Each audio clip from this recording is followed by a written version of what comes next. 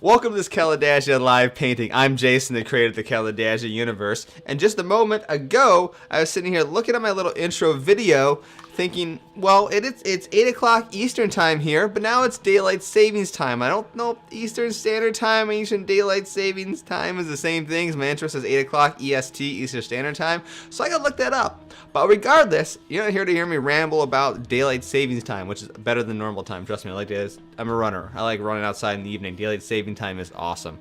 But I'm here to continue the live stream painting of this guy right here. This is the 2016 Heragul Hammerhead frigate. It shouldn't have taken me that long to think of that. And of course, here's two others that I have. A Hammerhead frigate already painted up. Here's a Mackerel, the anti-fighter version of the said frigate. And these are the ones I'm using as a reference here. I'm just taking my nice, sweet time painting this guy up. Spending a lot of time doing things really detailed like I did with the Pale Fox for the past few weeks.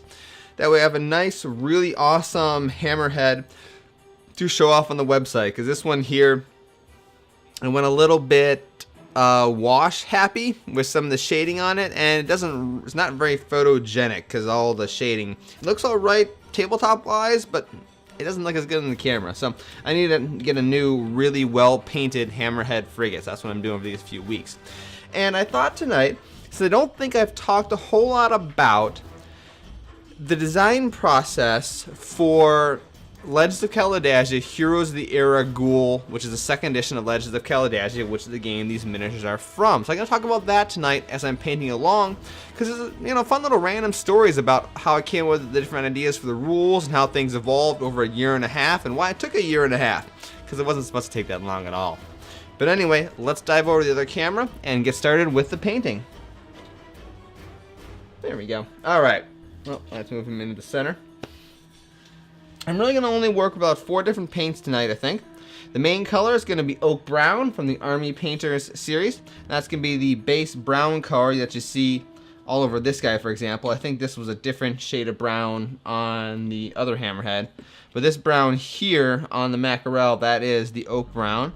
I'm going to be using Troll Slayer Orange from Citadel's paint line, and this is to do the highlights to the Oak Brown color, because orange and brown are the same hue. It's a great way to get brighter edges to the brown without diluting it and making it white. Then finally we got a couple of shades here. I've got Seraphim Sepia from Citadel's shade line. That's to shade the brown in some of the areas around it, get a little bit of color variation.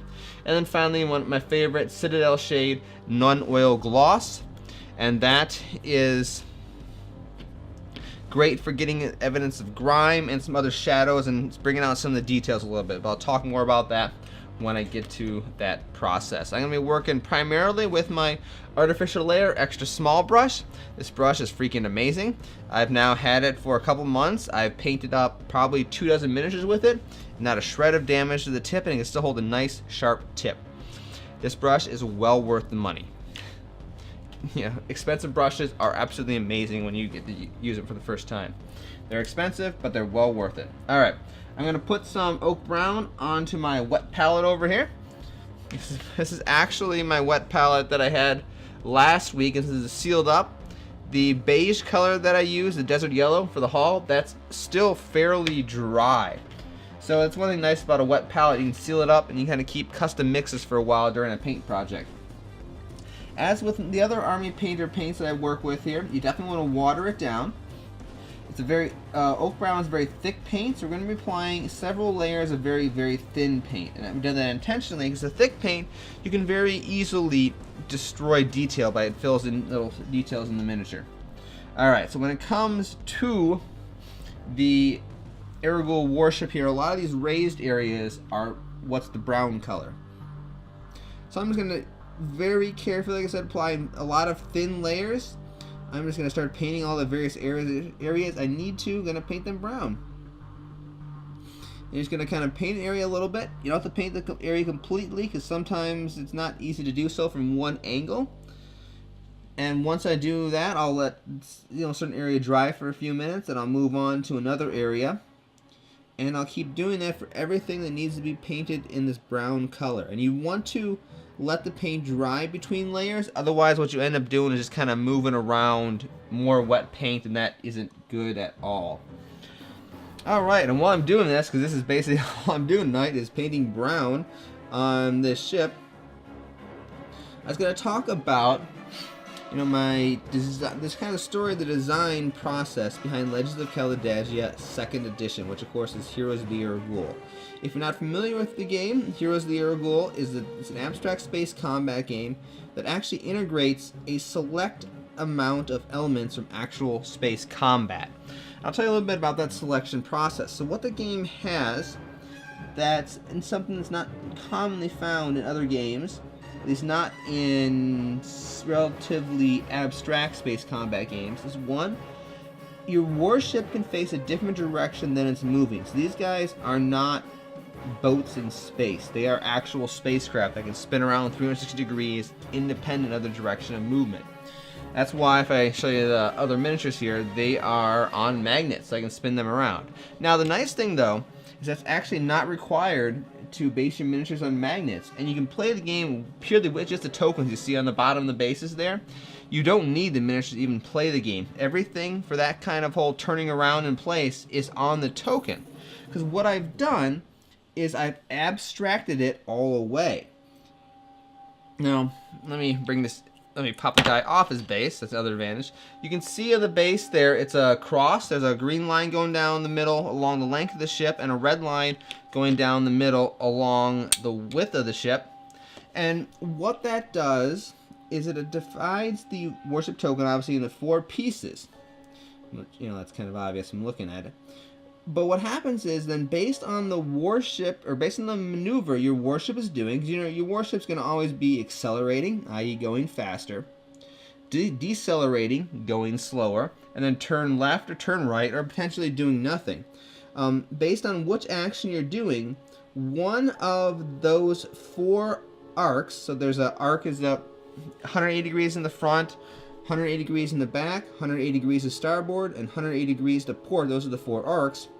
One of those 4 arcs is going to be the front arc, because if your ship is accelerating, assume that's moving, you assume here that the ship is moving along the green line, accelerating, your ship's going to be burning its engines facing in that general direction. Turning one way, it's going to be burning its engines like this, facing that direction. Decelerating, its engines are going to be pointing the direction it's moving, facing some way like that, and same like that. So that way, you don't actually need to know exactly where your warship is facing. Is not important, because the assumption is that there's a certain amount of time lapse during a given turn, and there's plenty of time for the ships to be making its maneuvers, as well as do minute adjustments of its heading with its thrusters and things, to go ahead and point its main guns at whatever target it wants to. But it's assuming that as long as it's within its ability to do that said maneuver.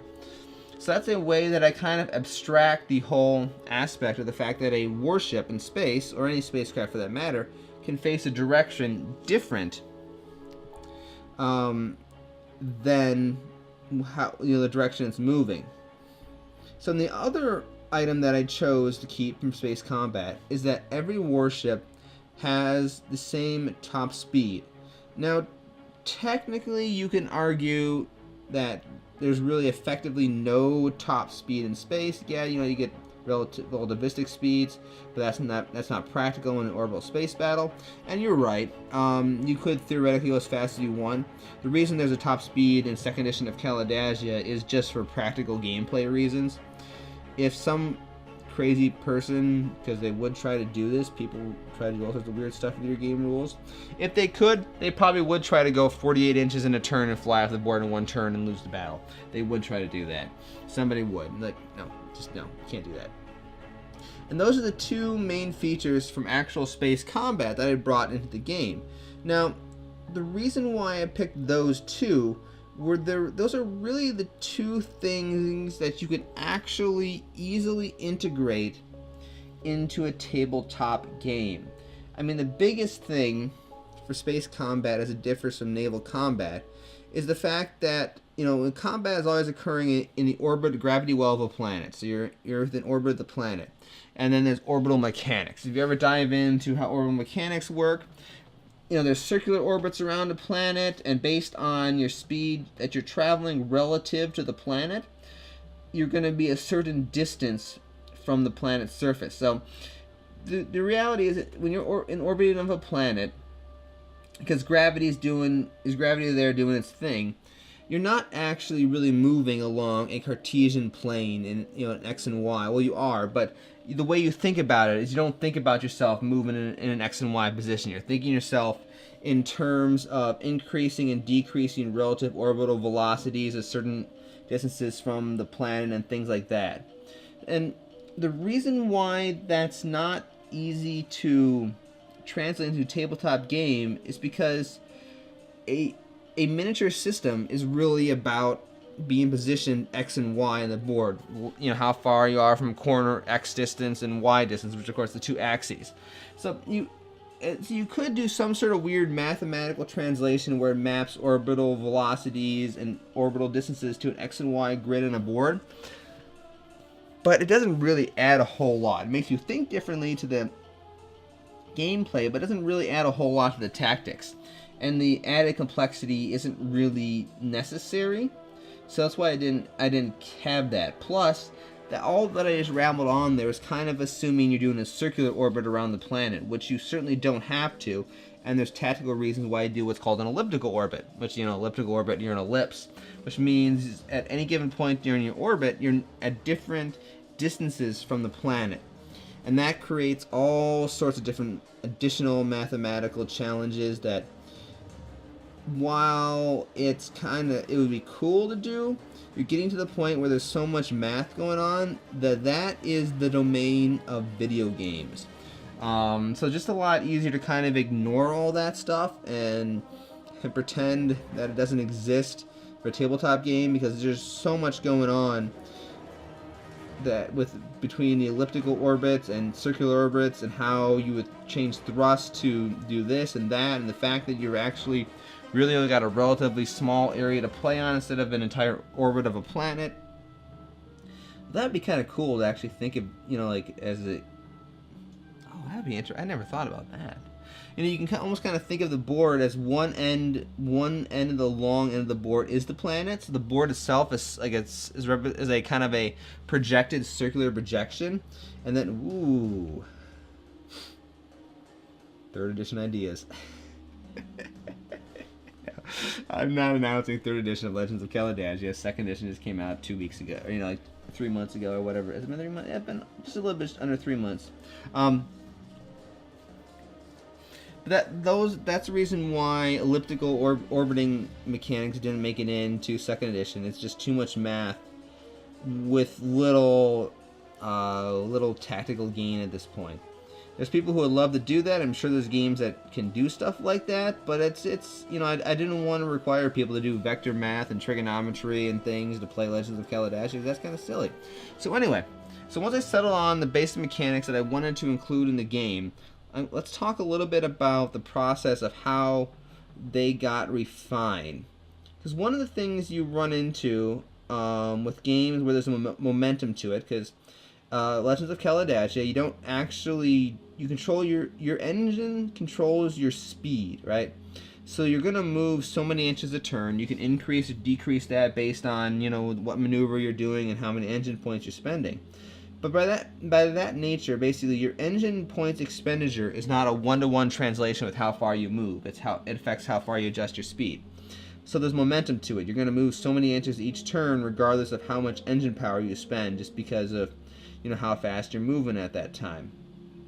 And the biggest challenge you get to with momentum games that use the momentum to them, is you can get the situation where the fleets kind of fly by each other in a violent battle, and then they spend 3 or 4 turns turning around.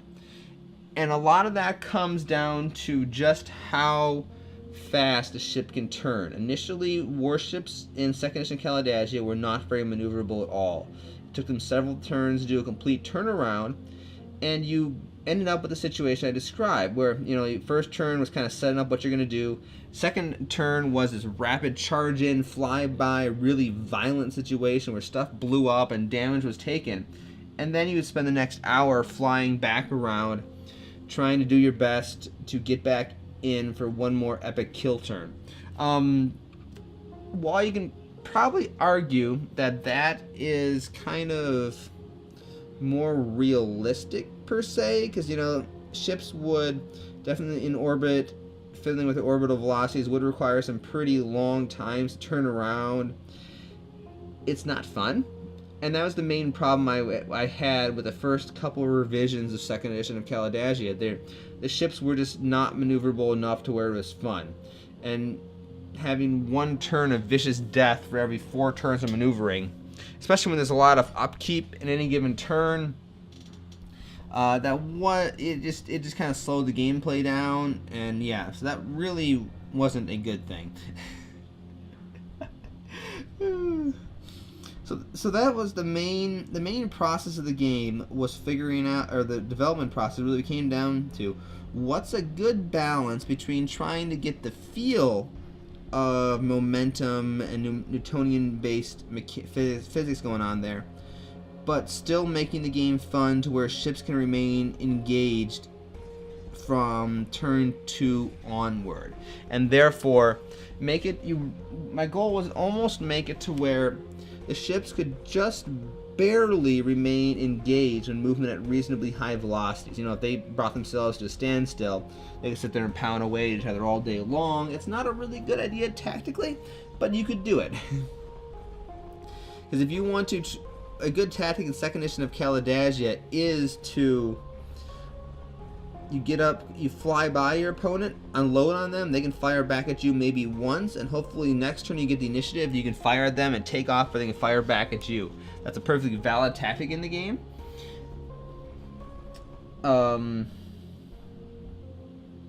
So the trick is to find the balance between being able to do stuff like that and still like being able to get away. There's a very fine balance there, is what it comes down to. Because if your guys are too maneuverable, you just end up flying around in circles, and you get the circling the drain problem that a lot of space combat games and related naval combat style games have, where once the ships make their initial pass on each other, they kind of just spin around in giant circles, unloading all their weapons at each other. And there isn't a lot of tactical thought going on, because it's really more just comes down to who can roll the best. Because you're able to maneuver well enough that you're always within the enemy's range from that point on, and just rolling dice back and forth. And that can happen in Kalidasia, of course. That can happen in any game where you sit there and circle strafe around each other. But the weapon range, one of the things I did to get away from that is weapon ranges in Kalidasia are very short. It's fairly easy to do the right maneuver to get out of the enemy's range and let them fly off as you choose a new target. So that was one of the big things. That's one thing I tried to avoid, that kind of a thing, by limiting weapon range.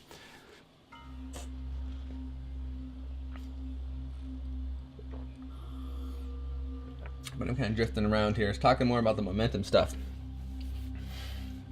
So after a bunch of play testing and taking it to conventions, I finally came up with what I call my narrative style of maneuvering. And it's a mix of kind of a classic style maneuvering. We got to move a few inches, do a turn, move a few inches, do a turn. And it gets the gameplay in fairly large sweeping turns that it's where, let me think, how do I want to say this? So you get a gameplay where it's very large sweeping turns, but if you know what you're doing, you can generally keep on top of the enemy as long as they want you to keep on top of them, per se, if that makes any weird sense. What I'm trying to say is that as long as you're able to always pursue the enemy and keep firing at them, as long as they don't intentionally make maneuvers to get out of the way. So it's fairly easy to both stay in range and engage in combat if you want to with the enemy, but also it's fairly easy then to break away and go after somebody else and kind of throw the enemy off. It's a good mix of that, and I thought I ended up getting a very good balance. And what I've been working on recently is something called the competitive rules pack for second edition of Kalidasia.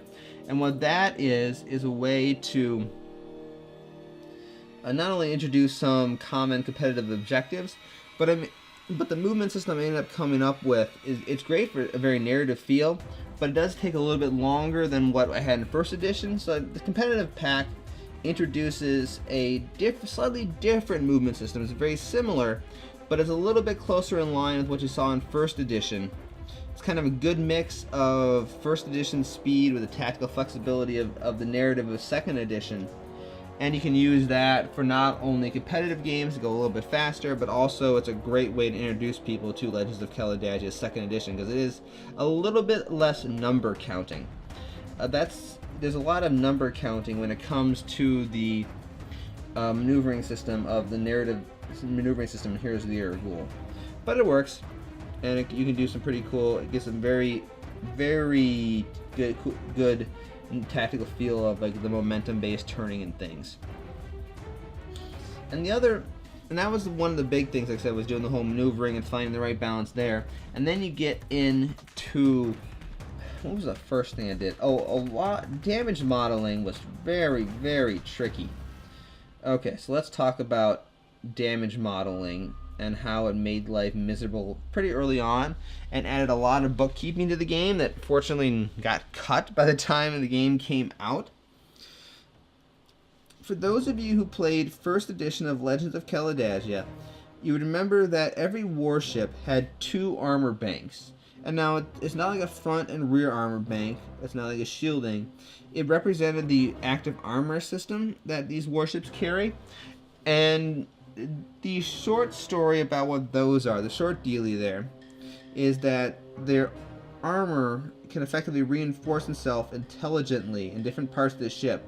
And the active armor system in first edition with these 2 armor banks was that idea. Basically, the armor was using itself up to reinforce itself in different parts. And that was how, in these 2 armor banks that got their points ticked away as you took damage, was how I represented that. I initially tried to carry that over more or less exactly as is into second edition. It was not a good idea. There's a reason. The reason for that was that in first edition, the stat cards were designed to go in card sleeves, and then you'd use dry erase markers to track damage. It was a very traditional style of space combat, or really not even space combat, just gameplay in general. You know, having stat cards and damage tracking, that's a good old Battletech era thing that you don't really see a whole lot anymore. With second edition, I went with a little bit more, quote, modern damage style. A lot of games today, instead of having stat cards with, or record sheets and pencils and things to track really detailed damage, they used lots of tokens, and that's kind of where I went. And what you ended up having was just a whole bunch of the different types of tokens for the armor. There were initially 2 types of armor, good armor and depleted armor. And then you had multiple armor banks. You had these little stacks of tokens sitting all over your card, and it was rather tricky to keep all that straight. And it really didn't add a whole lot of tactical options to the game. I mean, it did, because you could move armor between these 2 armor banks, except in this case, one actually physically represented the front of the ship and one represented the back of the ship. So you could move, so depending on, and then therefore depending on what maneuver you chose, you would identify this firing arc was your front, and therefore the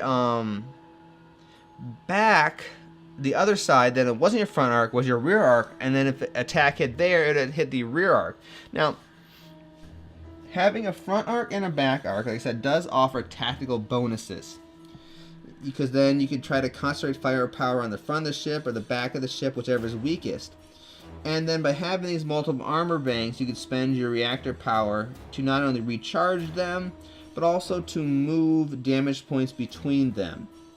But when you start getting these stacks of tokens on your sheet, you can't really track that kind of stuff with tokens like you could with a record sheet, because you literally, like I said, you have these stacks of tokens, and you didn't, oh crap, which one was front, which one is back, and then you have different colors of tokens to represent, was this a good armor piece or bad armor piece?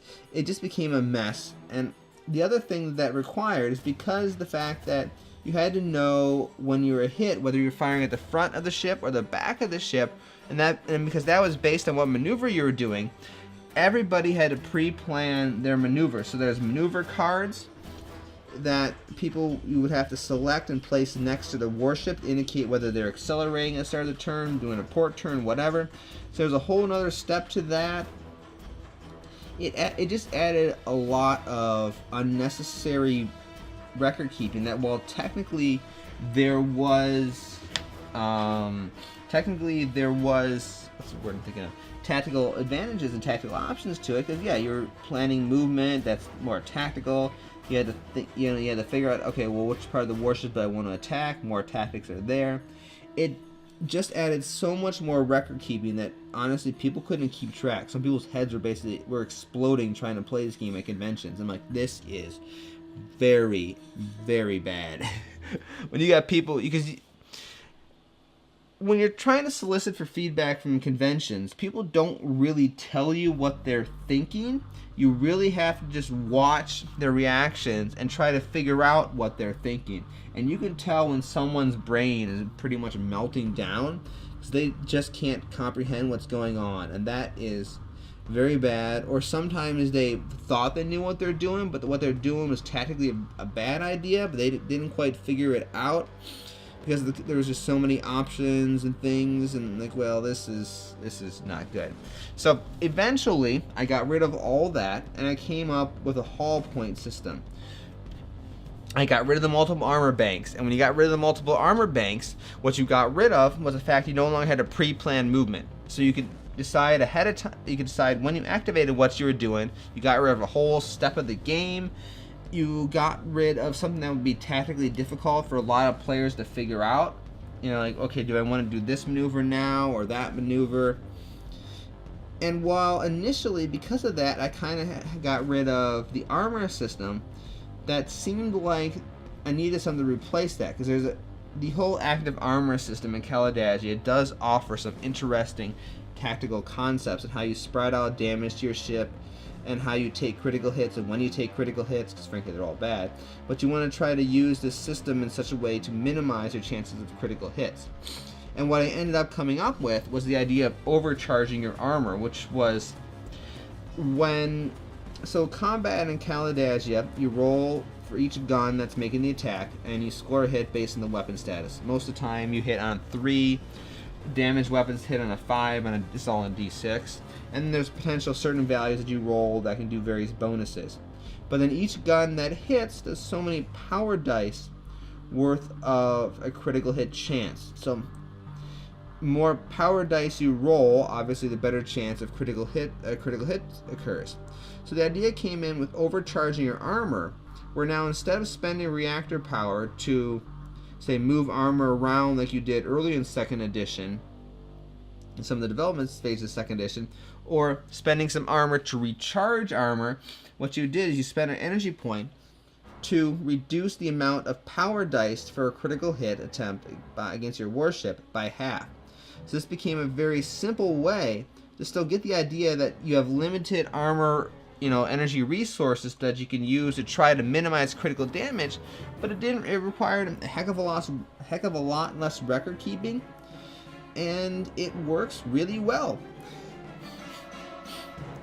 And I ended up keeping it. And it technically, like you said, on paper, it's not the exact same level of tactical depth to it, but it still works, and I was quite happy with it. And that is the story of how, I didn't even talk about how the whole damage system ended up then. So I ended up then with doing, I guess I can talk more about that, but I ended up with just doing critical hits, and every ship had a hull value, where once your number of every critical hit you take, it automatically does 1 point of hull damage to you. Some, if you draw the wrong cards, can do 2, but for the most part, it's 1 critical hit card, which is just awful. All critical hit cards are awful. Along with 1 point of hull damage, and eventually, once your hull damage exceeds the hull value of the ship, you're going to start making death checks. So, and a death check obviously means your ship might basically do anything well, more or less just out of the battle. There's technically some extra details that I never put in the core rule set to determine whether your ship blows up or not. That'll probably show up in a campaign expansion, so you can kind of get an idea of what exactly happens to the ship. Is it salvageable after the battle? Do people get captured? Does the crew make it off alive? All those questions. That was something I will probably add into, like I said, to a campaign expansion. But let's talk a little bit more about how I got to that particular damage model, because that was just the armor aspect of things. Ships always had a hull value to them in 2nd edition. Initially, it was very, very small. It would be like, I think a Surikari frigate had 3. Heragul frigate, this guy right here, he had, oops, got a little bit of brown paint where I was supposed to put it, but that's alright. He had 4 points of hull. So they were very, very low. Eventually, Surikari frigate ended up with 7 in the production value, in the production version. This guy here, the Heragul frigate, ended up with 8, so they more or less got doubled. And the reason why they got doubled is initially, the only way you took points of hull damage was either A, when you drew your critical hit card, you drew a card that said take, 1 or 2 points of hull damage. I think there were some 2 damage hull cards originally in there. Or usually, if you took a critical hit to a system that was already jacked up pretty good, you would take a point of hull damage. And the biggest challenge I had with there as the game was being developed was trying to balance the number of actual critical hits, things like your engines getting shot out, weapons getting blasted off, etc., with the number of hull damage cards.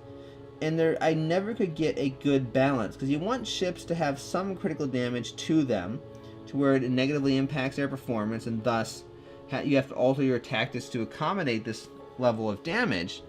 You want that in a game, but you also want to make ships be able to be destroyed. It was proven far too easily where one of 2 things would happen. A ship would get blown up right away, like a 3-point hull damage ship, or a 3 hull point ship like a frigate.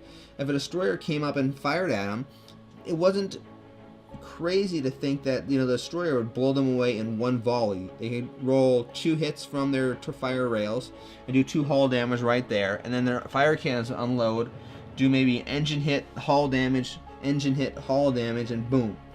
There's a good chance the ship would be destroyed at that point.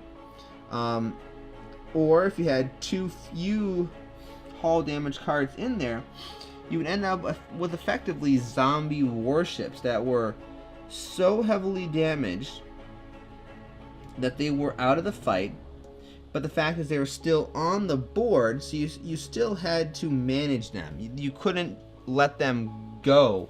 All the upkeep that a warship requires, you'd have to do that every turn, and it really slowed the game down. And I could never find the good balance between all of that. It was very, very frustrating. I tried different death check types, and that was very frustrating.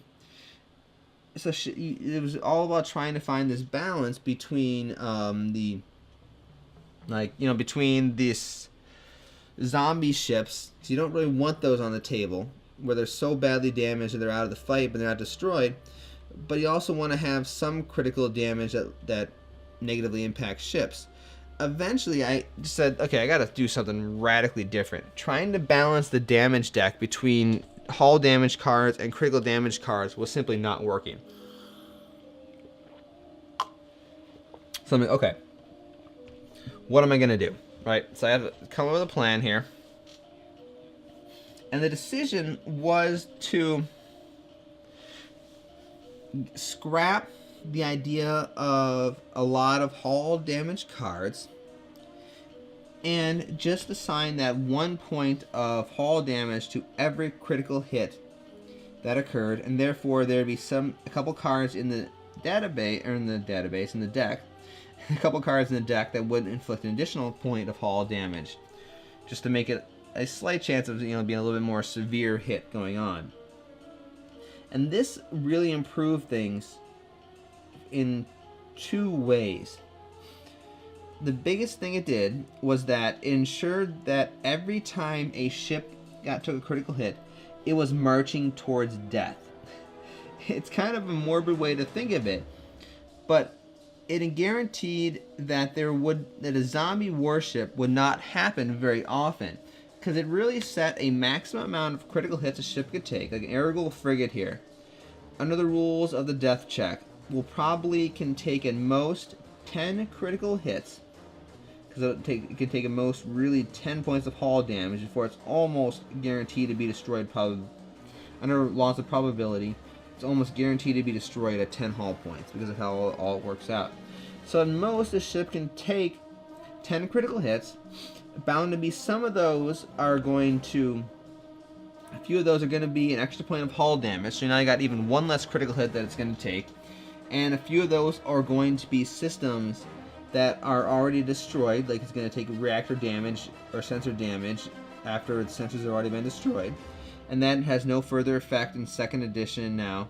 So you end up, it's very, very hard for a warship to be left in a zombie state, because every single critical hit that this ship takes is moving it a fair amount closer to being totally obliterated and face certain death.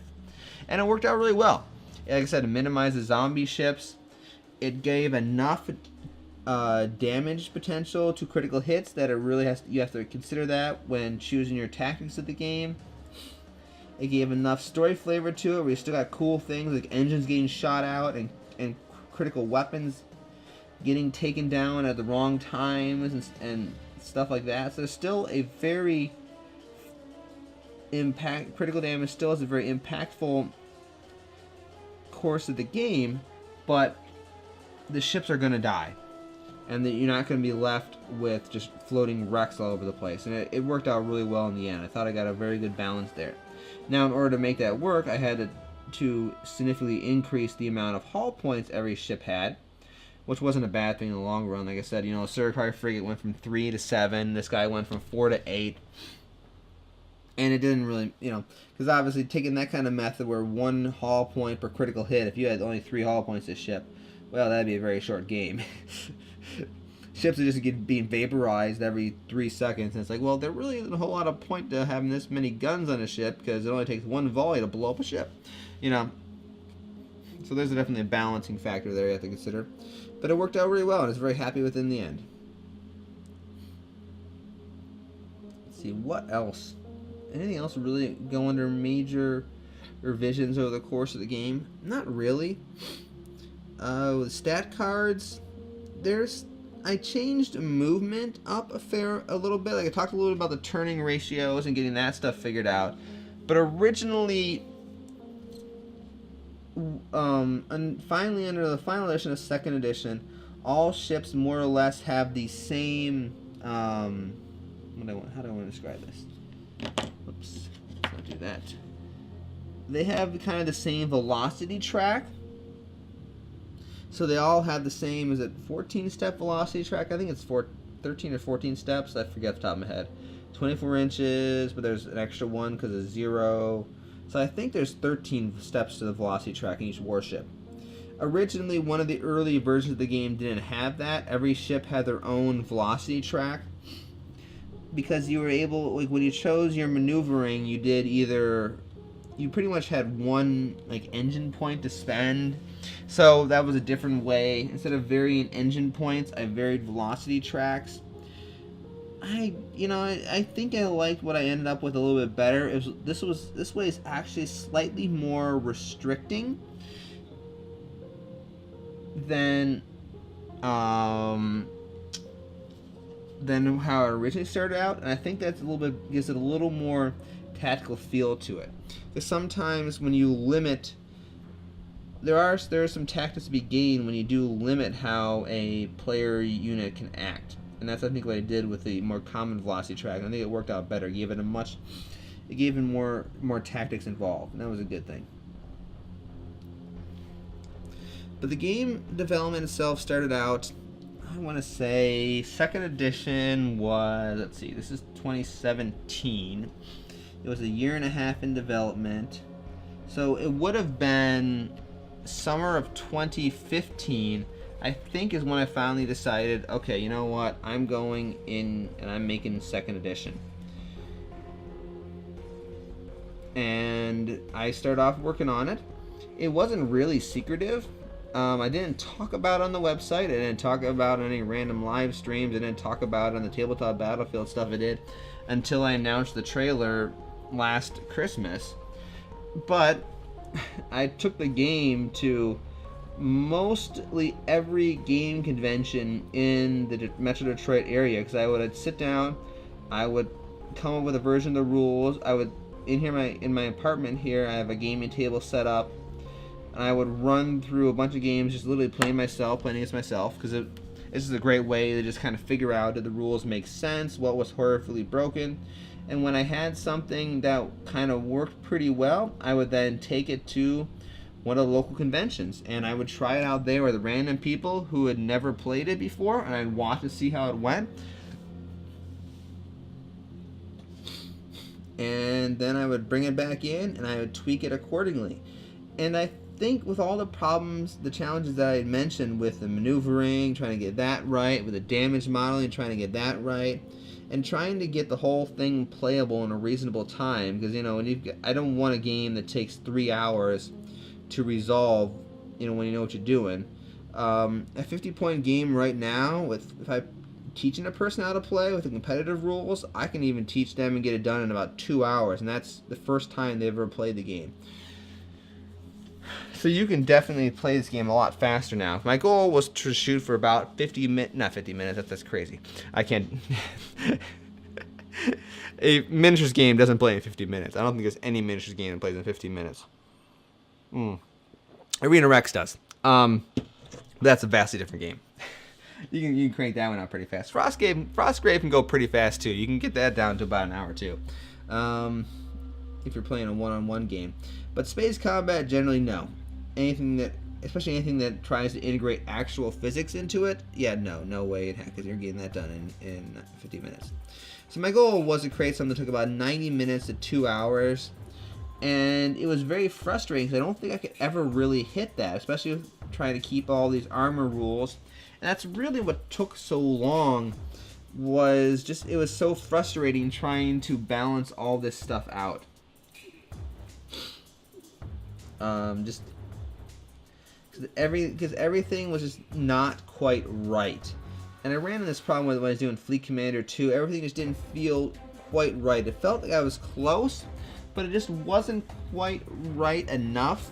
So you just end up having to try again and again. It gets very frustrating. I think that's what took so long, is that I would have to just fiddle around with things a little bit, then I would take it to a convention, and I could only do that every few months, and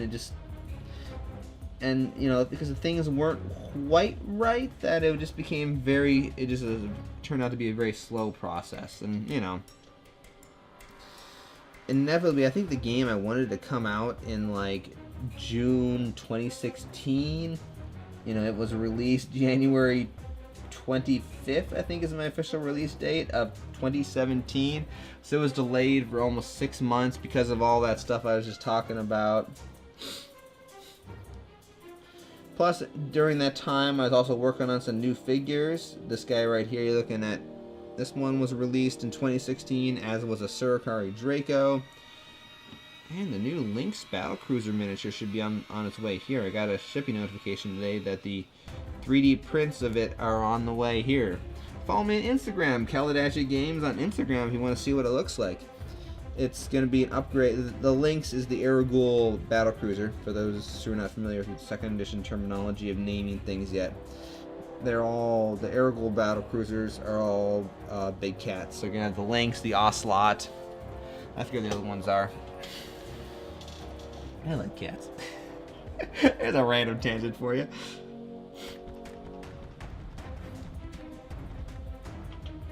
But that is kind of a lot of the inside story of creating 2nd edition of Legends of Kalidasia, Heroes of the Heragul. I'm trying to think if there's any other weird, screwy things that happened. The production process went pretty smooth.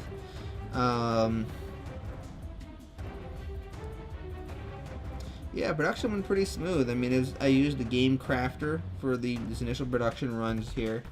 And I'll probably keep using them until I get there's a certain size where it doesn't really make a whole lot of sense in terms of production runs, but I'm not there yet. I knew what kind of quality they got. I'm familiar with their products. That's what Fleet Commander used.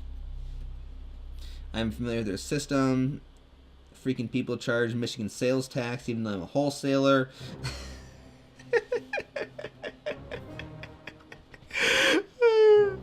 Random sales tax rant for you.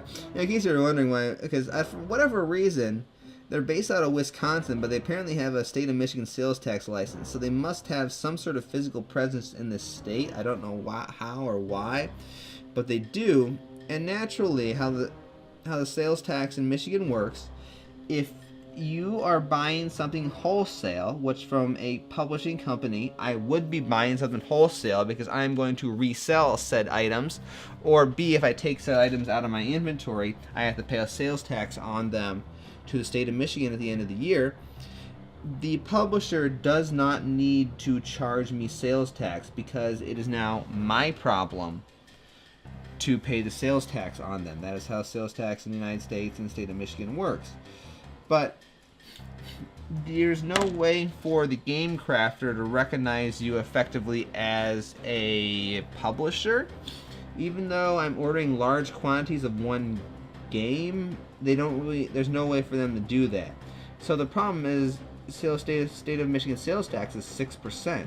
So my game costs go up by 6% for those guys just because of the fact that they are not able to properly process how the sales tax laws work, and that's actually a decent chunk of money when you're talking about niche market tabletop gaming. 6% is a huge margin. I mean, that's like, what is that? No, I guess it's like $3, but that's still $3 more I would like to have for in my pocket. I'm not gonna lie, I want higher profits. I'm a company. I never, that's just a totally random segue for those people who have some weird interest in state sales tax.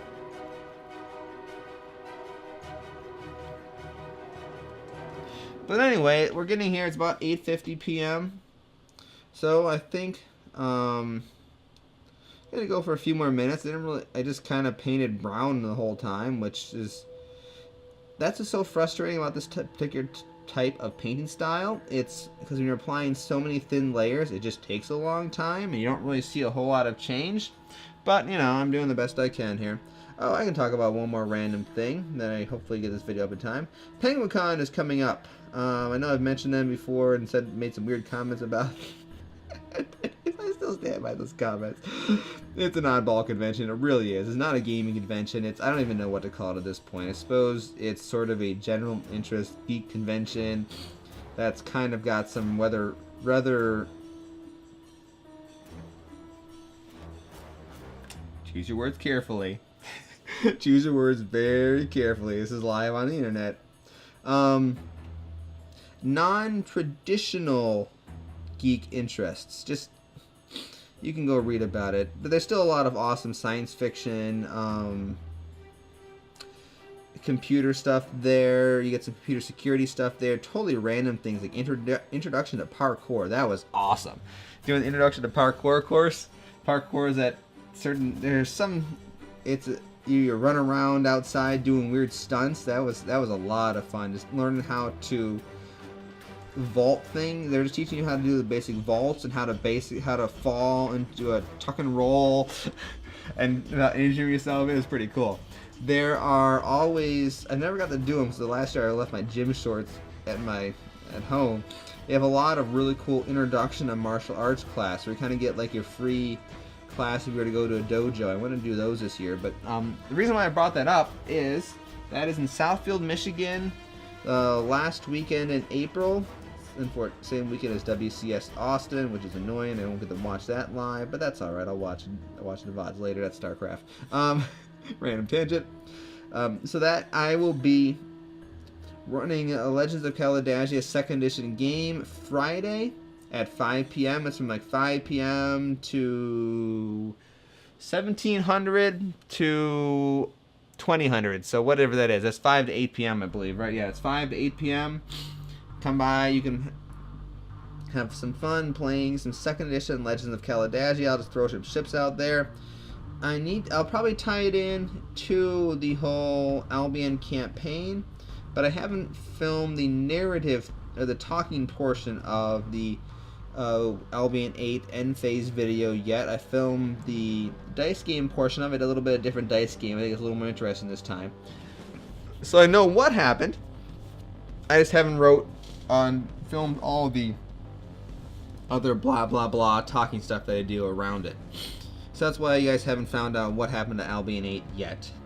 It'll be a little while longer. Maybe this weekend. I know this weekend that I'm filming is Easter. So happy Easter, everybody out there. I think happy Passover for all our Jewish friends. I believe it's Passover right now. I remember, yeah, it is. So let's see, where was I going with that? Oh, then I'll probably have time. Okay, I said that for the last 3 weeks. I'll sit down and have time to record that video. So you guys get out there. I don't know if I'll have time to record the video because, family stuff and Easter and all that thing. But hopefully I can find a little bit of time here. It literally takes about a half an hour for me to sit down and go blah, blah, blah. Albion 8, here's what happened, blah, blah, blah. Here's the dice game. I'm Jason, the creator of the Kalidasia universe. Thanks for watching, blah, blah, blah. Edit, edit, edit, YouTube upload.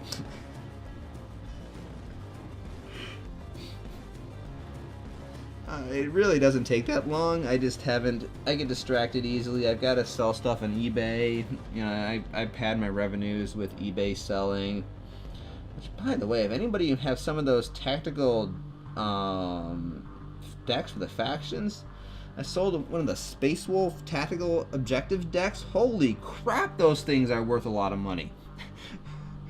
Just telling you, if you don't, it might be a good time to sell. But anyway, random tangent there. Yeah, the guy I sold it for doesn't really know how much it's worth yet. He's going to be pretty surprised tomorrow when I see him. Let's see. I'm just kind of rambling now. So anyway, 8:52. Oh, sorry, my head's getting the camera there. My bad. That's actually not my head. That's my hair with my hand. Let's move it so that doesn't happen. I apologize. Hopefully I haven't done that too much this episode.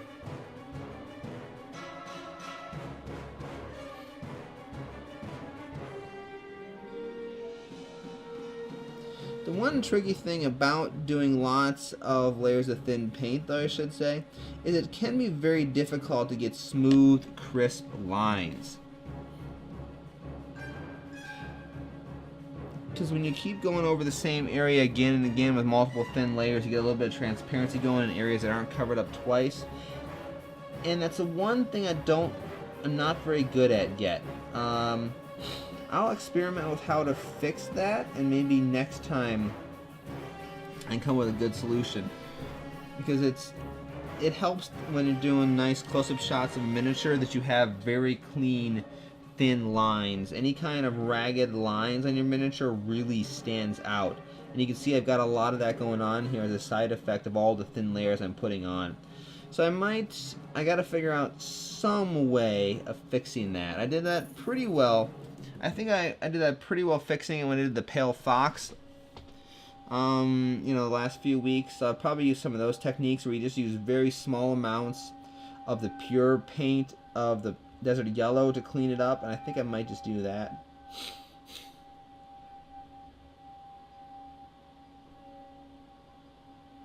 But there you go, 1 hour of painting and rambling, talking, using only one color of paint. But if you really want to do a super good detailed paint job, they take a long time. They're not things that you can sit down and do in an hour. Now, you can speed paint these guys in an hour. You can watch my full live stream from a few weeks ago. I think it was 2 weeks ago where I speed painted the Draco. Or you can head over to my YouTube channel at Kalidasia Games, and you can see that a 5-minute summary video of how you can do that in 5 minutes. How you can speed paint a Draco in 1 hour in only 5 minutes. I give you all the basic steps that I covered in the 1 hour thing.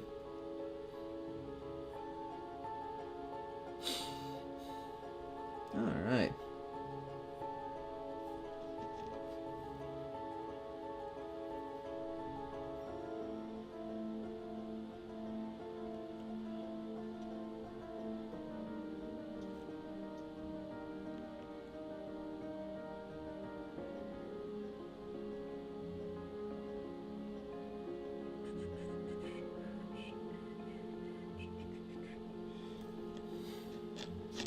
So I'm thinking ahead long term here in the live stream.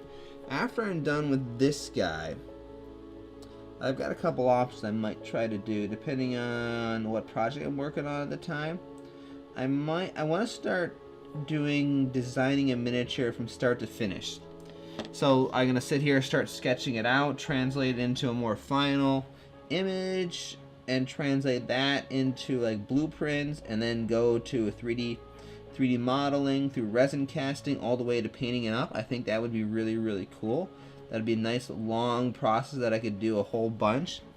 And I got a few options for that. I'm thinking of redoing the Heragul saber, which was the little heavy bomber thing from first edition and dropped out those bombs. And storyline wise, I've got a good reason as to why I can redesign that, which I'll talk more about when I release it. I don't know how much of the story I really talked about when it came to the saber, but okay, what the heck. The basic gist of the saber was that it was a very old warship that some of the Heragul captains figured out that it'd be useful against the Surikari's tactics, and they deployed it. But it was something that they just had old warships laying around. It wasn't something that was actively being produced at the time. So I'm thinking there's a reason now to redesign that one and still make it valid within the story. It's like, oh, well, now they found that it's useful, they're going to restart production. We kind of modernize it a little bit. And they're actually going to go from being called the Saber, that's the old name, to they're all going to be named after hawks. So that it's going to be the Peregrine. Hawks and Falcons, Peregrine and Falcon. Because, they're Heragul warships are all named after apex predators, and the little guys, I think it'd be kind of cool to have them named after, like, the Peregrine Falcon, I love that bird, and some of the hawks and things, I don't know what else, Sparrowhawk, I don't know, I'll figure it out later. There's going to be other versions of it than just the main one that drops the bombs. They're technically they're like low yield nuclear mines, but details.